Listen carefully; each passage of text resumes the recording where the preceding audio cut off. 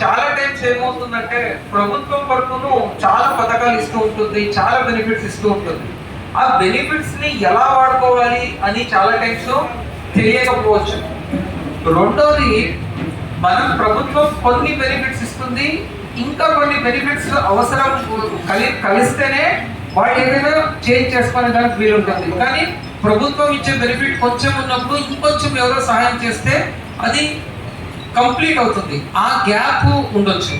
మూడోది, most important, guidance. ఇప్పుడు మనం అనుకుంటాము మనం జీవితంలో ఎదగాలి అంటే చాలా ఇంపార్టెంట్ ఏమంటే కరెక్ట్ టైంలో కరెక్ట్ మనిషి కరెక్ట్ సలహాను సూచనలు ఇచ్చి కరెక్ట్ వాళ్ళకి మమ్మల్ని పరిచయం చేయిస్తే మనము జీవితంలో ఎదగడానికి వీలు ఉంటుంది. యాక్చువల్లీ ఈ అన్నీ కూడా దృష్టిలో పెట్టుకొని పేదవారికి మనము మెంటర్స్గా కొంతమంది జీవితంలో ముందుకు వచ్చిండే వాళ్ళు ఎదిగిండే వాళ్ళని వాళ్ళు ఆ కొన్ని కుటుంబాలని దత్తత తీసుకుంటే దత్తత తీసుకున్న కుటుంబాలతో వీళ్ళు కంటిన్యూస్లీ మాట్లాడుకుంటూ వాళ్ళకి అవసరం ఉన్న టైంలో తగిన సలహాలు సూచనలు ఇస్తూ చిన్న చిన్న వాళ్ళ అవసరాలని కూడా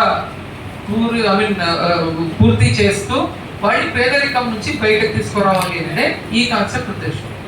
దీనికి కొన్ని ఎగ్జాంపుల్స్ ద్వారా చెప్తాను, మీకు ఇంకా చాలా బాగా అర్థమవుతుంది.